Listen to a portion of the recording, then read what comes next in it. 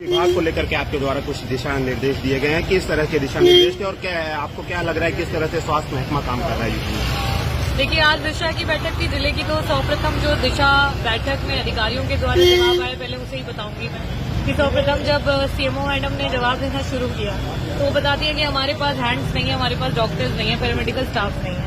तो उसमें सबसे पहला सवाल ये होता है कि जब मेडिकल ऑफिसर्स की वैकेंसी आई हुई है, जिसको ऑलमोस्ट 6 महीने हो चुके हैं, उसके बाद भी उन पदों पे क्यों नहीं उनको भरा गया?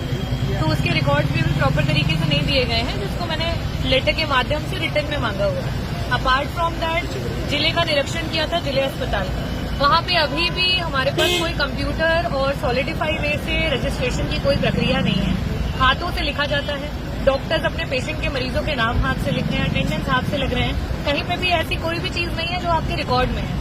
मैंने पिछले सत्र के दौरान इनसे ये भी रिपोर्ट मांगी थी कि हमारे कितने मरीज हैं जो रेफर होते हैं और कितने हैं जिनको आप रेफर कर रहे हैं, उनके कारण क्या है। जब आपके पास पंजीकरण जो है वो हाथों से लिखा हुआ है तो रेफर तो आप कभी बता ही नहीं सकते हैं। तो इन्हीं सारी बातों को लेकर के उन्हें दिशा निर्देश दिए गए हैं कि ऑफिशियल तरीके से पंजीकरण हो, पेशेंट्स कितने रजिस्टर हो रहे हैं, रेफर हो रहे हैं, कौन कौन से डॉक्टर्स आ रहे हैं, किस विभाग के डॉक्टर्स हैं, उनके अटेंडेंसेस जो हैं वो भी ऑनलाइन लगाए जाए, ताकि हमें प्रॉपर तरीके से हम।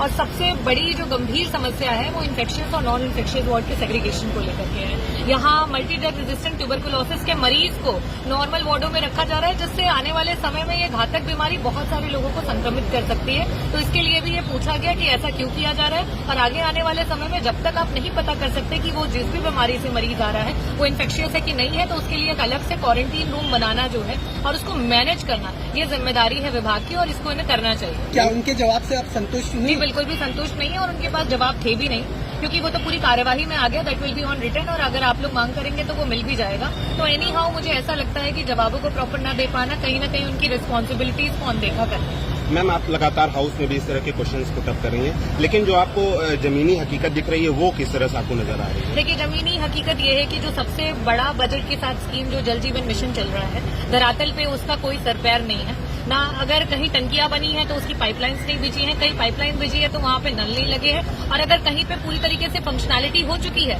तो वहां के पंप जल जा रहे हैं, और उन पंपों को सही करने में 15-15 दिन लग जा रहे हैं। और ऐसी अवस्था में पूरी की पूरी ग्राम सभा में हाहाकार मच रही है। तो ओवरऑल जो है, अगर हम बड़ी बड़ी स्कीम्स है उनकी बात करें तो वो धरातल पे धाराशायी है, तो छोटी स्कीम्स जो है उनकी तो अवेलेबिलिटी के बारे में हम डिस्कस ही नहीं कर सकते।